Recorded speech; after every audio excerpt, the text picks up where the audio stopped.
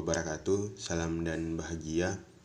Perkenalkan, kami dari kelompok 1 akan mempresentasikan hasil diskusi kami dengan tema pasar dan bisnis dengan subtemanya itu sistem bisnis. Sebelum masuk pada paparan materi, mungkin saya akan memperkenalkan anggota-anggota dari kelompok kami.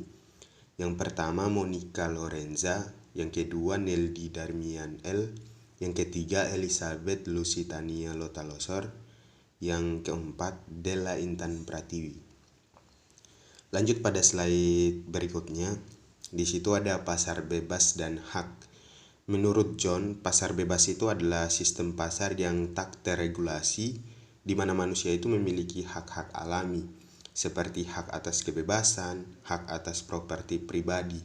Dan juga di poin ketiga itu dia tidak ada intervensi pemerintah. Di dalam pasar bebas itu memang tidak ada intervensi pemerintah, tetapi pemerintah itu bisa turut ikut andil ketika mungkin ada bencana secara nasional, seperti itu. Dan juga yang dipahami John itu, jika tidak ada pemerintah, manusia itu akan mendapati dirinya dalam keadaan alami. Lanjut di slide berikutnya. Di situ ada kritik atas pandangan John tadi itu terkait pasar bebas. Berikut ini adalah beberapa kritik atas pandangan John, yaitu pasar bebas itu menurut kritikus itu didasarkan pada asumsi yang belum terbukti, di mana individu itu memiliki hak atas kebebasan dan properti yang harus diprioritaskan dari hak-hak lain. Yang kedua itu pasar bebas dapat menciptakan perbedaan hak yang tidak adil, di mana pasar bebas itu kan biasa ketika yang kaya itu makin kaya dan yang makin perekonomiannya rendah itu makin rendah, karena di dalamnya itu tidak ada intervensi secara mekanisme dari pemerintah. Jadi orang itu secara bebas begitu. Akan dilanjutkan sama teman saya mungkin slide berikutnya. Yang berikutnya ada utilitas pasar bebas. Menurut Adam Smith, argumennya tentang utilitarian yang menyatakan bahwa pasar tak terregulasi akan menghasilkan keuntungan yang lebih besar. Adam Smith berpendapat bahwa individu dibiarkan bebas mencari kepentingannya sendiri dan mereka akan menuju kesejahteraan. Semua individu mencari kepentingan mereka sendiri sesuai dengan kebebasan alami tanpa intervensi kebijakan pemerintah.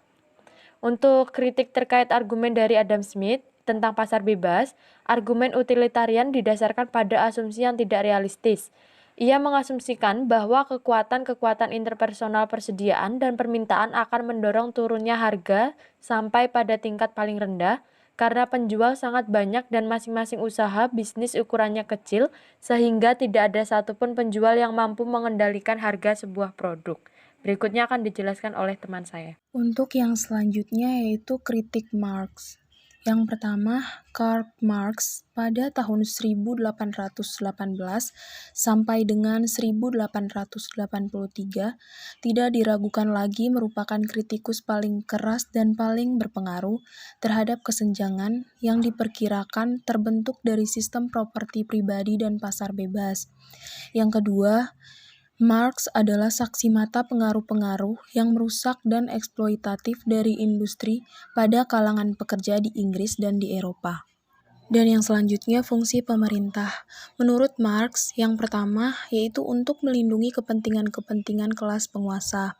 Yang kedua, semua masyarakat dapat dianalisis dalam kaliannya dengan dua komponen utamanya yaitu substruktur ekonomi dan substruktur sosial.